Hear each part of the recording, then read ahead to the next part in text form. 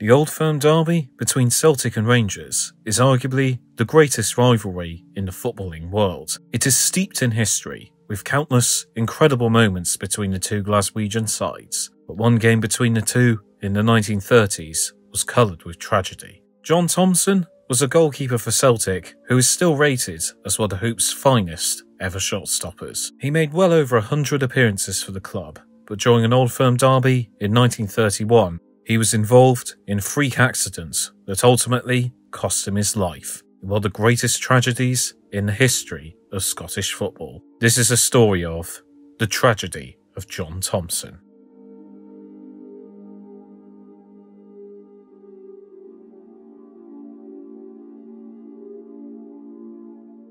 John Thomson was born in Kirkcaldy, Fife, on the 28th of January 1909. He played as a goalkeeper in his youth for Wellersden Boys, as well as working in the mines, and was signed by Celtic for £10 after the club scouted him, joining the Hoops as a 17-year-old. Celtic manager Willie Maley was concerned about the former Celtic's goalkeeper Peter Shevlin and made a brave decision to draft in the 18-year-old Thomson. It would pay off as Celtic defeated Dundee by 2-1 on his debut. He quickly made the goalkeeper position his own and gained plaudits for his bravery. Goalkeepers had much less protection from the officials in those days, but Thomson was commended for his bravery by Celtic fans, constantly putting his body on the line for victory and stopping at nothing to prevent his opponents from scoring. He was quiet and unassuming, but had a natural athletic ability, gaining admiration from those at Celtic Park who loved him so much. The fact that he was a practicing Protestant was overlooked. He won his first honour in 1927, as Celtic defeated East Fife by 3-1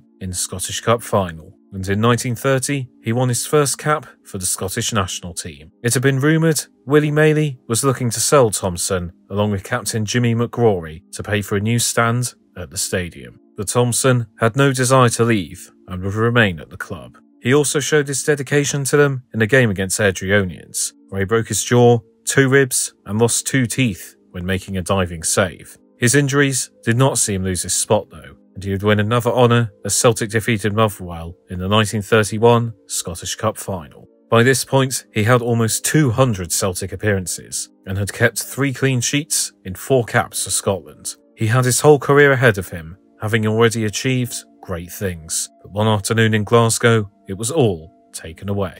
Celtic faced Rangers on the 5th of September 1931 in front of over 80,000 supporters. The game was 0-0 at half-time, and early into the second half, Rangers were on the attack. Rangers forward Sam English ran onto a ball in the box, with Thomson diving for it at the same time. Thomson's head collided with the knee of the onrushing English, and the two fell to the floor. As English stood up, Thomson remained on the floor, with his arm frozen in the air. The collision had given Thomson a fractured skull and also severed an artery in his right temple. Many in the stadium were unaware of the severity of the impact, but many who had seen the injury up close gave him little chance. Medical staff ran onto the pitch and took Thomson off the field onto a stretcher. The goalkeeper was said to rise and look towards where the collision had occurred as he was taken off. Thomson was taken straight to hospital, where doctors worked frantically to try and save him. However, they were against the odds. Thomson suffered a major convulsion, and an emergency operation to reduce the swelling of his brain was unsuccessful. John Thomson was pronounced dead at 9:25. He was 22 years old. When the news broke, football was heartbroken. Over 30,000 people were reported to attend his funeral, coming from far and wide to pay their respects. Sam English was completely cleared of any blame by both Thomson's family and the authorities, but he still carried the guilt of what happened to his death. To date, John Thomson's grave remains an important pilgrimage to Celtic fans.